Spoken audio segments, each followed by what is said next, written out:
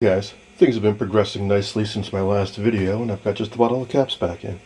This photographic reference turned out to be extremely handy, and been going through and highlighting all the caps I replaced. Here's what the chassis looks like now. I've got all the rebuilt electrolytics back in place, most of the paper caps. The section I have left to do is right over here, and that's where the high voltage box is.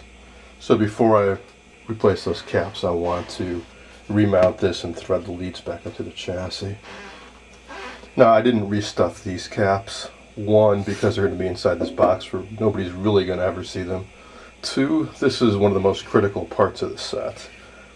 This generates around 5,000 volts, and I was leery of having old wax and glue stick down in here where it might break down and short out. So I'm going to leave it like this. Speaking of glue sticks, here's the ones I was using, which are cheap, run-of-the-mill, get them in any handyman hardware store. I posted some pictures online and somebody gave me a fantastic tip, which is that you can get colored glue sticks. In particular, he sent me a link to a seller on eBay that has them in every color of the rainbow, including a nice dark brown that looks very much like the old wax. So I'm going to be ordering up a bunch of those. You can get 25 sticks for $5 with free shipping, so not a bad deal at all. With the brown sticks, I'll be able to just squirt the hot glue right to the end of the tube, and when it hardens up, it'll look just like the old wax. Alright, now the trick to getting this back in, or so I've been told, is to solder some wires to the ends of these, like 2 feet long. Thread them through the holes over here and over in there, and then thread those through and then slowly slide this up into the box. So there's where it has to go, down in there. So I'm going to get some wires out and I'll pick up when I'm about to give it a shot.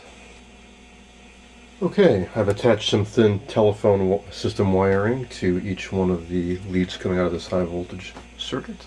Fed them through the holes in the bottom of the chassis here. Got them coming out the other side here where I can pull on them, and the idea is I'll pull with one hand and guide it through with the other hand, and hopefully all will turn out well. Oh, that worked out real well. I tugged gently on one side while guiding it through with the others on the other side, and all the leads came through just fine. Now it's a matter of cutting off these temporary wires, soldering it in, and hooking up 4 screws on the base. Then these last few caps, and close to testing. One last thing I need to do though is, here's the AC plug. This is a series wired hot chassis set. Series wired meaning the filaments for all the tubes are strung together like Christmas tree lights. So one of them goes bad, they all go bad. But what that also means is that when it's cold and you first turn it on, those tube filaments have a lower resistance, and some tubes may draw more current than others, which can cause them to fail prematurely. Or if there's a power surge, it could burn out the filaments. The reason that's really a concern is because of this guy, which is the picture tube. And these are fairly scarce. You could easily pay for one of these what I paid for this entire set. So you want to protect this. A couple things you can do. Some guys actually get a 6.3 volt AC mains transformer. By mains I mean it plugs into the 120 volts AC on one side and get 6.3 on the other. And disconnect the filament on the cathode ray tube and wire it into that transformer. And in lieu of this, to keep the other tubes lit up, put in like a 10 or 20 ohm resistor. There's enough room on this chassis, like up in here, where you could stick a transformer, or to either side of the cathode ray tube back in here or over here.